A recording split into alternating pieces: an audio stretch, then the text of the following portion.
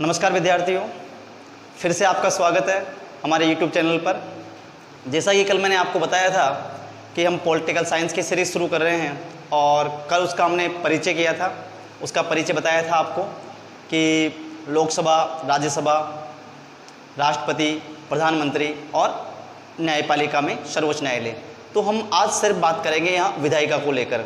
विधायिका को लेकर हम बात करने वाले हैं। तो विधायिका में क्या क्या आता है, हम केंद्र सरकार की बात करें तो केंद्र सरकार के अंदर विधायिका में जो आता है वो है हमारे लोकसभा और राज्यसभा। तो आज मैं आपको लोकसभा और राज्यसभा का ऐसा अध्ययन कराने वाला हूँ, तुलनात्मक अध्ययन, जो आपने कहीं नहीं पढ़ा होगा।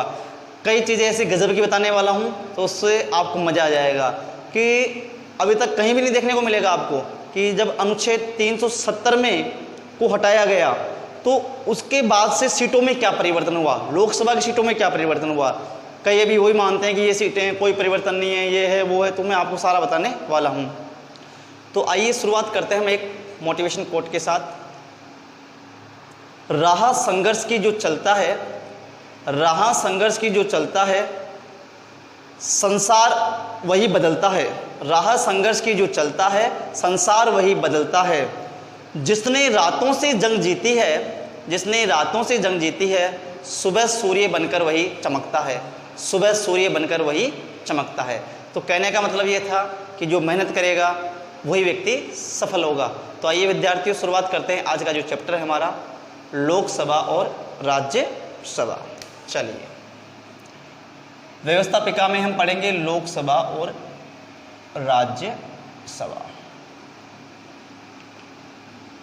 लोकसभा और राज्यसभा, इसके बारे में मैं ज़्यादा भी नहीं, कम से कम आपको 20 से 22 पॉइंट बताने वाला हूँ एक के। तो आप ऐसे लोकसभा और राज्यसभा लिख लें और दो इसके चार्ट कर लें, ऐसे आप बीच में एक लाइन डाल लें।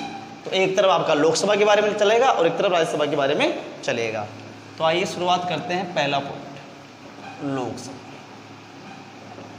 पहले आप बताओ, कल मैंने आपको बताया था कि लोकसभा का जो गठन है कौन से अनुच्छेद में होता है, राज्यसभा का कौन से अनुच्छेद में होता है। तो मैं आपको यहाँ शॉर्ट में बता देता हूँ, कल भी बताया था मैंने। जो लोकसभा का गठन है वो आर्टिकल है 81 में, अनुच्छेद 81। और राज्यसभा का जो गठन है वो आर्टिकल 80 में। ठीक है विद्यार्थियों, देखिए लोकसभा क्या है, अस्थायी सदन है। क्या है, अस्थायी सदन।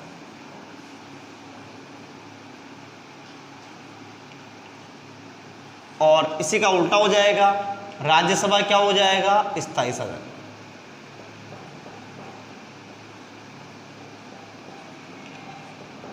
इसे हम और नामों से भी जानते हैं। अस्थायी सदन को हम कह सकते हैं लोकप्रिय सदन, लोकप्रिय सदन। इसको कह सकते हैं हम निम्न सदन,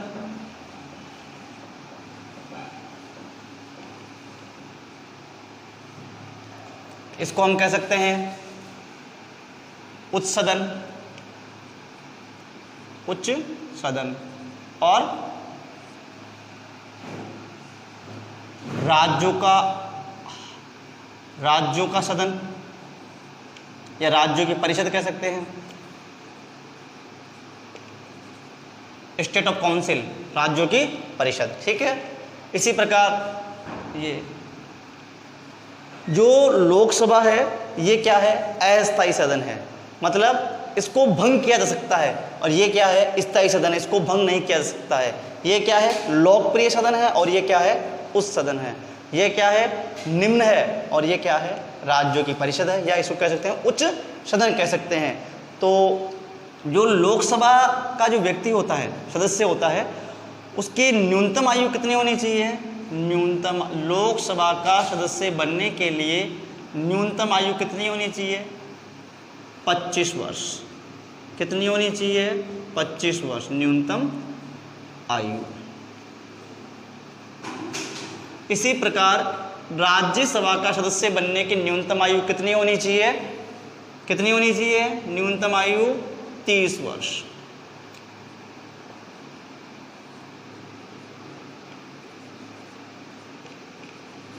समझ में आ रहा है सभी को।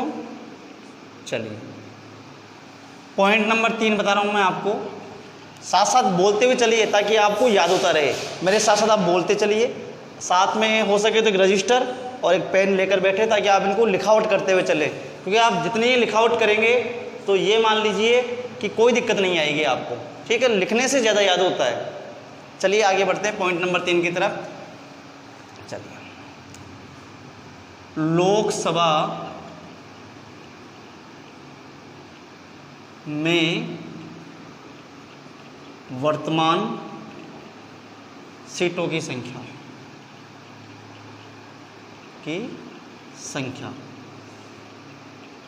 कितनी है?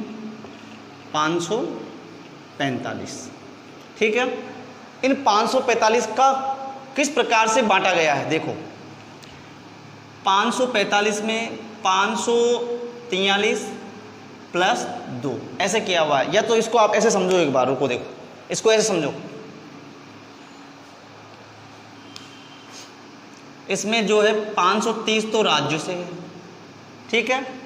13 जो आपके यूटी मतलब केंद्र शासित प्रदेशों से है, और 2 है वो कहाँ से है? राष्ट्रपति के द्वारा मनोनीत की जाती है, जिसे हम कहते हैं एंग्लो इंडियन। तो ये तो हो गई आपकी निर्वाचित। कौन सी हो गई? निर्वाचित। और ये हो गई आपकी प्रदेश, लिख दो यूटी, केंद्र शासित प्रदेश, यूटी से हो गई। और ये हो गई आपके मनोनीत। कौन करता है मनोनीत? राष्ट्रपति। कौन होते हैं ये 2? Anglo Indian. अब एंग्लो इंडियन क्या होता है तो ध्यान से सुनना। अनुच्छेद 366 के अंतर्गत साफ साफ लिखा हुआ है कि ऐसा व्यक्ति जिसके पिता या दादा दोनों में से एक व्यक्ति बाहर का हो और उसकी माता अनिवार्य रूप से कहाँ की हो? भारतीय हो, वो कहलाते हैं एंग्लो इंडियन। जब मैं आपको राष्ट्रपति पढ़ाऊंगा वहाँ और बताऊंगा, लेकिन आप थोड़ा सा ये ध्यान रख लें कि अनुच्छेद 366 में ऐसा लिखा हुआ है कि एंग्लो इंडियन कौन होता है। और राष्ट्रपति के द्वारा जो 2 एंग्लो इंडियन मनोनीत किए जाते हैं, ऐसा कौन से आर्टिकल में लिखा हुआ है? वो लिखा हुआ है अनुच्छेद 331 के अंतर्गत। वो भी मैं आपको राष्ट्रपति वाले में बताऊंगा, यहाँ थोड़ा सा आया तो मैंने आपको बता दिया। चलिए इसमें बात करते हैं, बता रहा हूँ भी 370 के बाद में क्या हुआ। जो राज्यसभा में वर्तमान सीटों की संख्या है, वर्तमान सीटें जो राज्यसभा में है,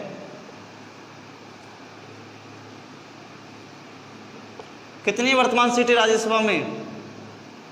245, ठीक है। इनमें कैसे बांटा गया है 245 को? 229 प्लस 4 प्लस 12, 229 ये हो गए आपके निर्वाचित, और 4 यूटी केंद्र शासित प्रदेश, और 12 है वो है मनोनीत। कौन करता है? राष्ट्रपति। जहां लोकसभा में व्यक्ति करता है 2 राष्ट्रपति मनोनीत, तो इसी प्रकार राज्यसभा में कितने करता है? 12। अब 12 की बात करें तो 12 में क्या कौन कौन से आते हैं? जो साहित्य में हो, कला में हो, साहित्य हो गया, कला हो गया, और क्या हो गया? साहित्य हो गया, कला हो गया, वैज्ञानिक। अरे भाई वैज्ञानिक कहाँ जाएंगे? वैज्ञानिक भी तो इसी में काउंट होंगे ना। वैज्ञानिक भी तो, वैज्ञानिक कहाँ जाएंगे? इसी में काउंट होंगे वैज्ञानिक भी। और एक संस्कृति। अब आपके मन में विचार आ रहा होगा कि सर जो खिलाड़ी है वो खिलाड़ी भी तो इसी में होते हैं काउंट। खिलाड़ी जो है वो खिलाड़ी भी तो इसी में काउंट होते हैं, वो कहाँ गए? लेकिन खिलाड़ी की तो आपने बात नहीं बताई ना। तो खिलाड़ी की बात ऐसी है जैसे कि सचिन तेंदुलकर हुआ, आपने नाम सुना होगा, मैरी कॉम है। फिर ये कैसे राज्यसभा के सदस्य बन गए? तो ऐसा है विद्यार्थियों, ये जो खिलाड़ी है वो काय में शामिल हो जाते हैं? कला में। काय में शामिल हो जाते हैं? कला में। क्योंकि कला भी किसके अंतर्गत आती है? कला भी किसके अंतर्गत आती है? खेल। खेलना भी क्या है? एक कला है, ठीक है। तो मैं बताने वाला था आपको, जो अनुच्छेद 370 में जो प्रावधान था, जो चेंज हुआ, तो वहाँ सीटों की संख्या 524 रह गई राज्यों से। क्यों?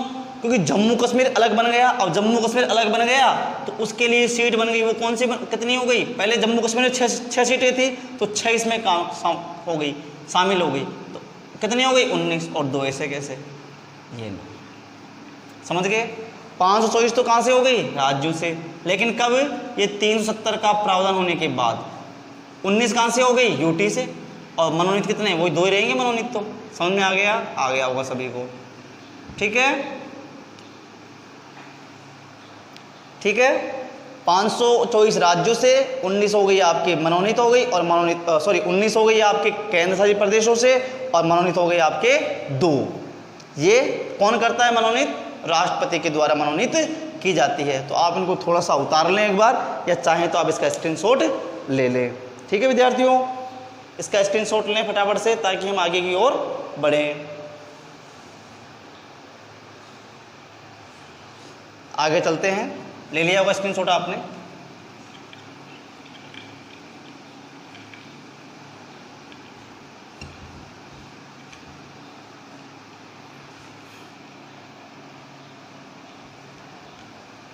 चलिए, पॉइंट नंबर 4, अधिकतम सदस्य संख्या कितनी हो सकती है लोकसभा की।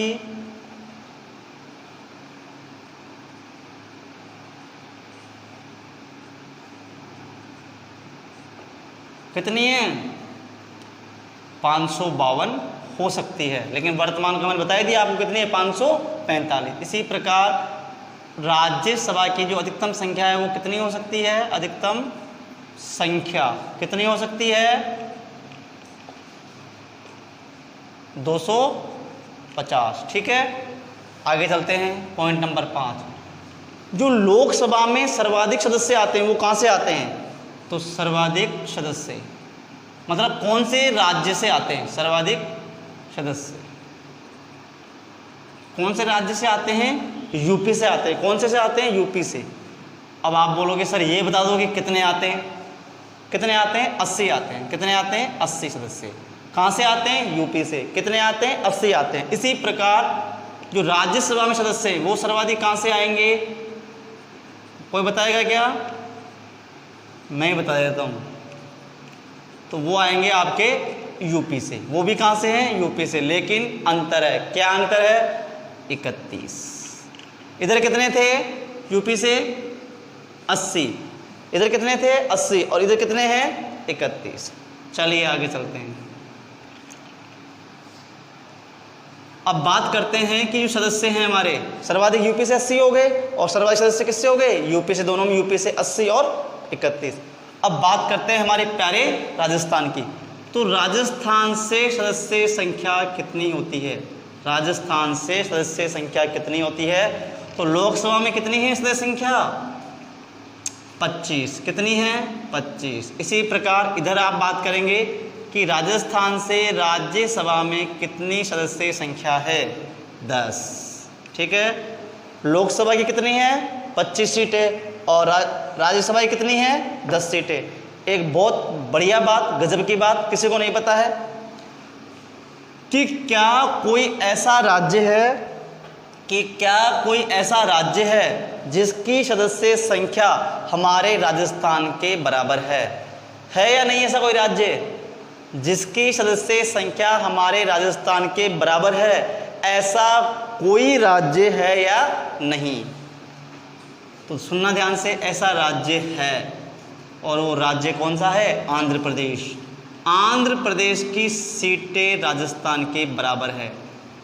तो ऐसा प्रश्न भी बन सकता है, आजकल के जो पेपर आते हैं ऐसे पेपर आते हैं कि ऐसा कौन सा राज्य है जिसकी लोकसभा की सीटें राजस्थान के बराबर है, तो कौन सा राज्य हो गया, आंध्र प्रदेश।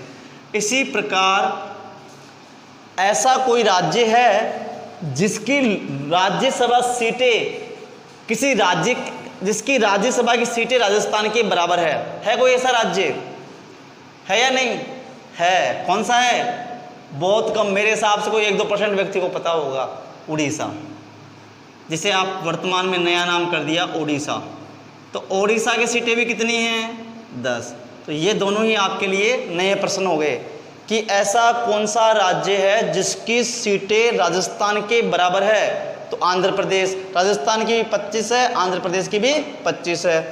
ऐसा कौन सा राज्य जिसकी सीटें राज्यसभा में राजस्थान के बराबर है, वो कौन सा हो गया, ओडिशा, उसकी भी कितनी हो गई, 10 सीटें। ठीक है विद्यार्थियों, तो ये 2 बातें मैंने आपको नहीं बता दी है। ठीक है, आगे बात करते हैं। न्यूनतम आयु में बताइए कार्यकाल, कार्यकाल। तो लोकसभा का कार्यकाल कितना होता है विद्यार्थियों, 5 वर्ष। और राज्यसभा का कार्यकाल कितना होता है, राज्यसभा का कार्यकाल कितना होता है, कितना होता है राज्यसभा का कार्यकाल, कितना होता है कार्यकाल, 6 वर्ष। कितना होता है, 6 वर्ष। इसी प्रकार ध्यान रखना, यहाँ लोकसभा का कार्यकाल 5 वर्ष है और राज्यसभा का कार्यकाल नहीं है, ये राज्यसभा के सदस्यों का कार्यकाल है, राज्यसभा के सदस्यों का कार्यकाल, राज्यसभा के सदस्यों का कार्यकाल।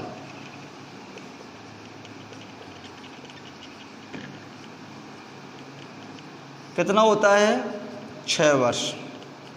अधिकांश विद्यार्थी यही गलती करते हैं कि राज्यसभा का कार्यकाल, लोकसभा का कार्यकाल 5 वर्ष और राज्यसभा का कार्यकाल 6 वर्ष, जो कि गलत है। लोकसभा का कार्यकाल 5 वर्ष होता है और राज्यसभा का कार्यकाल नहीं होता है। क्यों, मैंने आपको शुरू में बताया था कि राज्यसभा क्या है, एक स्थायी सदन है। राज्यसभा क्या है, एक स्थायी सदन है।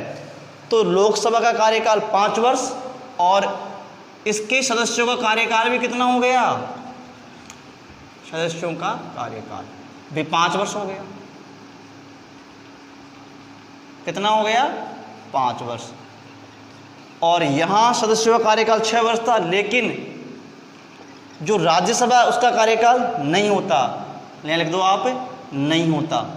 क्यों नहीं होता, क्योंकि राज्यसभा क्या है, एक स्थायी सदन है,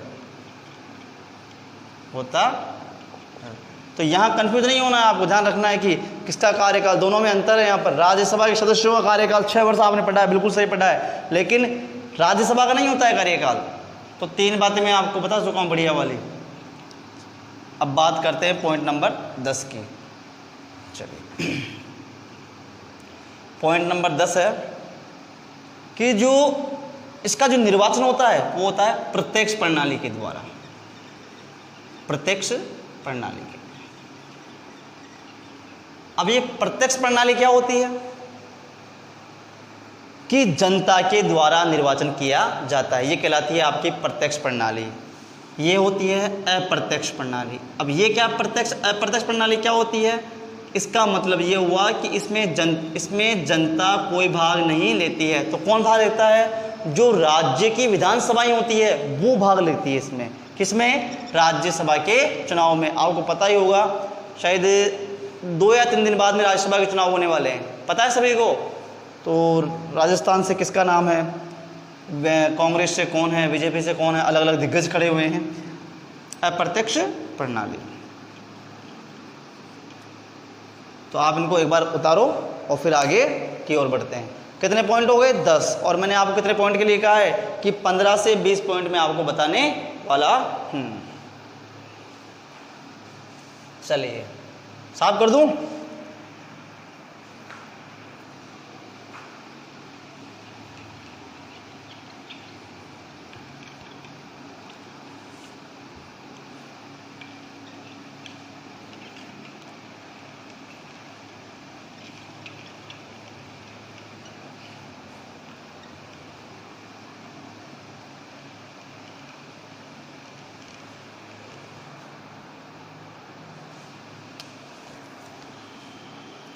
पॉइंट नंबर 11 कि इसके सदस्य सेवानिवृत्त होते हैं, सेवानिवृत्त प्रत्येक 5 वर्ष बाद, और इसके होते हैं हर 2 वर्ष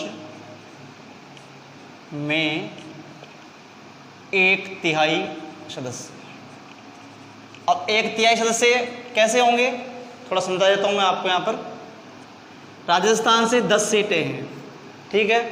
राजस्थान से जो 10 सीटें हैं ये 1/3। तो आपको थोड़ा सा ध्यान रखना है यहाँ पर कि जो चुनाव होते हैं हर 2 साल में, वो 10 सीटों के लिए नहीं होते हैं, वो 10 सीटों के लिए नहीं होते हैं। तो कैसे होते हैं कि प्रत्येक 2 वर्ष में 1/3 तो क्या होंगे, सेवानिवृत्त होंगे, मतलब हटाए जाएंगे। तो उसी प्रकार 1/3 का चुनाव होगा। जैसे 10 सीटें हैं, 10 सीटें मान लो जैसे 3 + 3 + 4 हो गई 10, तो 3 हट गए तो 3 के लिए चुनाव होंगे। जैसे मान लो अभी 2020 है तो 20 के अंदर 3 के लिए चुनाव हो गए, तो फिर 22 है, 22 में फिर 3 के लिए हो गए, जितने हटेंगे उतने के होंगे। फिर 24 आ गया, 24 में 4 के लिए हो जाएंगे। मतलब जितने हटते हैं उसी के लिए चुनाव होते हैं। ऐसा मत समझना कि पूरे 10 व्यक्तियों के लिए चुनाव होते हैं या 10 सीटों के लिए चुनाव होते हैं, ऐसा नहीं होता है। जितने सेवानिवृत्त होंगे उतने ही के लिए चुनाव किए जाएंगे, ठीक है। तो लोकसभा के तो कितने हो गए, प्रत्येक 5 वर्ष, और राज्यसभा के कितने हो गए, राज्यसभा कितने हो गए, प्रत्येक 2 वर्ष में 1/3। 1/3 समझ में आ गया ना, सीटों का 1/3। चलिए, सदस्य बनने के लिए योग्यता क्या होनी चाहिए, योग्यता होनी चाहिए कि व्यक्ति का नाम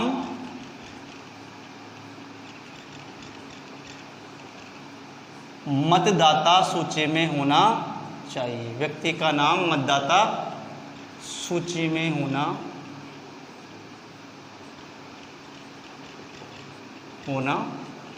चाहिए। और यहाँ क्या आ जाएगा, यहाँ आपको लिखना है सेम। अब सेम का मतलब क्या हो गया कि ये जो यहाँ लिखा है वही इसको लिखना है, ठीक है, कि व्यक्ति का नाम मतदाता सूची में होना चाहिए। तो यहाँ भी क्या आएगा, व्यक्ति का नाम मतदाता सूची में होना चाहिए। आगे की ओर बढ़ते हैं कि यहाँ जो सीटें होती है वो होती है 5 लाख की जनसंख्या पर, 5 लाख की जनसंख्या पर एक सीट पर एक सीट। और यहाँ पर क्या आएगा, 10 लाख की जनसंख्या पर, 10 लाख की जनसंख्या पर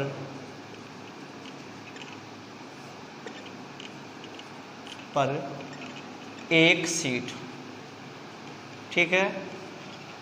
5 लाख की जनसंख्या पर एक सीट। अब जैसे मान लो राजस्थान की जनसंख्या कितनी है वर्तमान में, जैसे राजस्थान की जनसंख्या जो वर्तमान आंकड़े बताता हूँ आपको 2011 के 686 48 437, ये हमारी जनसंख्या है। पूरी जनसंख्या बता दी मैंने आपको, वैसे तो 6.86 होती है लेकिन मैंने आपको पूरी बता दी। अब कोई सोच रहा हो सर क्या मोबाइल नंबर लिखेंगे आपके, अरे भाई मोबाइल नंबर नहीं है, ये 686 48 437 जनसंख्या है, लेकिन 2011 के अनुसार। तो जैसे जहाँ 5 लाख जनसंख्या की वहाँ एक सीट होगी, 10 लाख होते ही 2, 15 लाख होते ही 3। इसी प्रकार हमारे राजस्थान में कितनी सीटें हैं, 25 सीटें हैं। चलिए आगे की ओर बढ़ते हैं। समझ में आ रहा है ना सभी को, अरे आ रहा है ना, हाँ आएगा, आएगा नहीं तो जाएगा कहाँ। तो इसके तो सभी सदस्य एक साथ निर्वाचित होते हैं, है ना, और इसके हर 2 वर्ष में होते हैं। तो आगे की ओर बढ़ते हैं कि जो अपना त्याग पत्र देते हैं, ये जो त्याग पत्र देते हैं, त्याग पत्र लोकसभा के सदस्य किसको देते हैं, अध्यक्ष को। और ये जो त्याग पत्र देंगे ये किसको देंगे, ये भी त्याग पत्र किसको देंगे, अध्यक्ष को देंगे, नहीं देंगे, किसको देंगे, सभापति को। जैसे हमारे यहाँ लोकसभा में अध्यक्ष होता है तो राज्यसभा में सभापति होता है, लोकसभा में उपाध्यक्ष होता है तो राज्यसभा में क्या होता है, उपसभापति होता है। इनका नामों का फर्क है, यहाँ अध्यक्ष और यहाँ सभापति, यहाँ उपाध्यक्ष और यहाँ उपसभापति, ठीक है। इसके जो प्रथम अध्यक्ष थे कौन थे, प्रथम अध्यक्ष कौन थे, कभी नाम सुना है क्या, जीवी मावलंकर, जी वी मावलंकर, मावलंकर।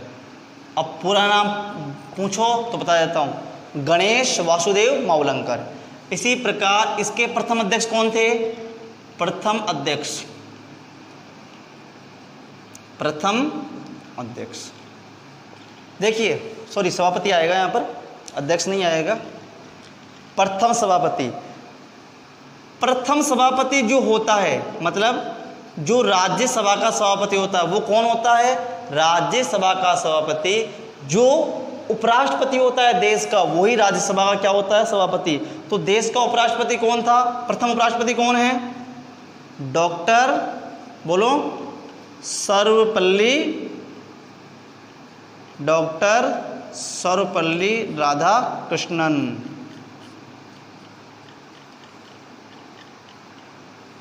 ठीक है। अब इसके वर्तमान अध्यक्ष कौन है? वर्तमान अध्यक्ष, क्योंकि वर्तमान को लेकर प्रश्न बनता है तो आपने खूब नाम सुना होगा, चर्चा में रहा हुआ है खूब, ओम बिरला। ओम बिरला कहाँ के रहने वाले हैं? ये कहाँ से चुनाव जीता था लोकसभा सांसद? कहाँ से हैं ये? कोटा 12 से। कहाँ से है? कोटा 12 से। अब यहाँ कौन है? यहाँ वर्तमान सभापति कौन है? वर्तमान सभापति बताओ भाई। जो देश का उपराष्ट्रपति होगा तो उपराष्ट्रपति कौन है वर्तमान में? पता है किसी को? क्या है याद? वेंकैया नायडू। वेंकैया नायडू। ठीक है, चलिए आप इसको उतारो एक बार, फिर इसको आगे की ओर बढ़ते हैं। लगभग 20 से 22 पॉइंट बताने वाला हूँ। अभी तो 16 पॉइंट हुए हैं, अभी तो लिखते चलो, अभी तो लिखते चलो।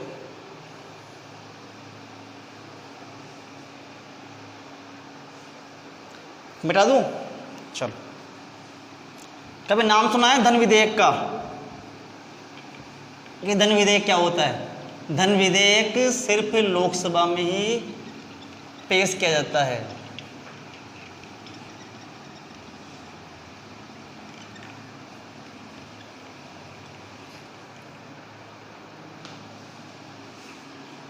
पॉइंट नंबर कौन सा था?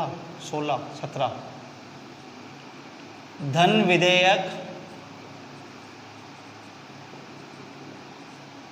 सर्वप्रथम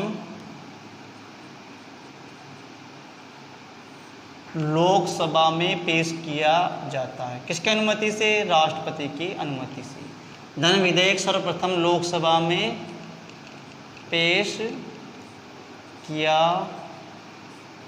जाता है।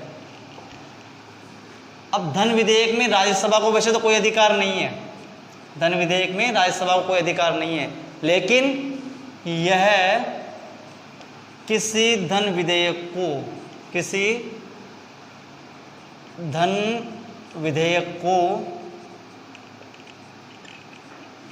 14 दिन तक रोक सकती है। कौन? राज्य। कहने का मतलब यहाँ पर है कि लोकसभा जो धन विधेयक जो पेश किया जाता है वो सबसे पहले लोकसभा में पेश किया जाता है, ठीक है, और उस धन विधेयक को राज्यसभा 14 दिन तक रोक सकती है। Point number 18। चलिए देखिए, कुछ शक्तियाँ ऐसी है जो सिर्फ लोकसभा को भी प्राप्त है और कुछ शक्तियाँ ऐसी है जो राज्यसभा को भी प्राप्त है। अब जैसे मान लीजिए धन विधेयक की बात करें तो धन विधेयक आपको लोकसभा को ही प्राप्त है, धन विधेयक पास करने की शक्ति। तो इसी प्रकार एक शक्ति है, पहले आप इधर देखना, अखिल भारतीय सेवाओं का सृजन। अखिल भारतीय सेवाओं का सृजन। अखिल भारतीय सेवाओं का सृजन कौन करता है? मात्र राज्यसभा करती है। कौन करता है? राज्यसभा। अखिल भारतीय सेवाओं लिखना भूल गया क्या? सेवाओं का सृजन, ठीक है। कौन से आर्टिकल के तहत? आर्टिकल 312 के तहत। याद रह जाएगा, अखिल का वर्ड पहला क्या आ रहा है? 3, तो यहाँ क्या बन रहे हैं? 312, ठीक है। अब अखिल भारतीय सेवाएं क्या होती है? अखिल भारतीय सेवाएं भारत के अंदर कितनी है? 3। कौन कौन सी है? IAS, IPS और IFS। इंडियन एडमिनिस्ट्रेशन सेवा मतलब भारतीय प्रशासनिक सेवा, जिसे आप कहते हैं IAS अधिकारी वगैरह होते हैं ना, वो भारतीय पुलिस सेवा और भारतीय ऐप का मतलब क्या हो गया, फॉरेस्ट वन विभाग सेवा। तो ये 3 सेवाएं क्या हैं, अखिल भारतीय सेवाएं, जिनको सिर्फ कौन लागू करता है, राज्यसभा। तो राज्यसभा को ये क्या हो गया, एक विशेष अधिकार प्राप्त हो गया। और लोकसभा को कौन सा प्राप्त हो गया, लोकसभा को कौन सा प्राप्त हो गया, धन विधेयक। ठीक है, आगे की ओर बढ़ते हैं। अब इधर पॉइंट नंबर 18 में क्या आएगा, अभी यहाँ कुछ नहीं आएगा।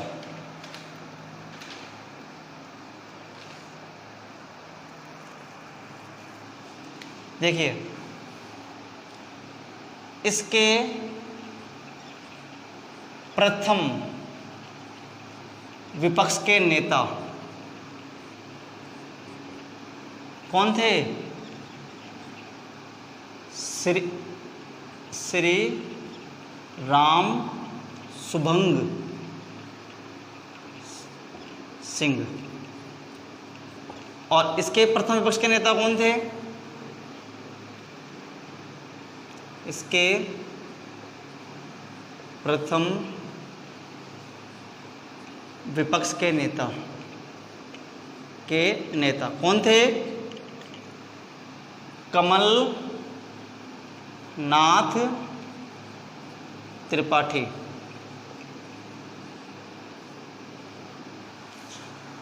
तो ये छोटी सी चर्चा थी लोकसभा और राज्यसभा को लेकर। आपके जितने भी प्रश्न आते हैं लोकसभा और राज्यसभा को लेकर, वो इन 18-20 पॉइंटों से आपके क्लियर हो जाएंगे। अधिकांश जो प्रश्न पूछे जाते हैं वही पूछे जाते हैं कि लोकसभा का कार्यकाल कितना होता है, या अस्थायी सदन कौन सा है, स्थायी कौन सा है। ठीक है, कार्यकाल को लेकर, इनके अध्यक्षों को लेकर, कितनी जनसंख्या होनी चाहिए, सीटों को लेकर, इनके द्वारा ही आपको प्रश्न पूछे जाते हैं। तो आज की जो क्लास थी हमारी, एक क्लास यहीं समाप्त होती है। और उम्मीद करता हूँ कि मैं आपको क्लास पसंद आई होगी, और आप हमारे चैनल को लाइक करें, सब्सक्राइब करें और शेयर करें, ताकि इस चैनल के द्वारा आपको जो सामग्री प्राप्त की गई है, करवाई गई है, उसका और व्यक्ति भी उपयोग कर सके। तो एक बार फिर से आप सभी को धन्यवाद, और आप लाइक करें, कमेंट्स करें, ताकि हमें भी मोटिवेशन मिले। तो फिर मुलाकात होगी अगली क्लास में। सभी को थैंक यू, धन्यवाद। जय हिंद, जय भारत, जय राजस्थान। Thank you. हो गया 25 मिनट की।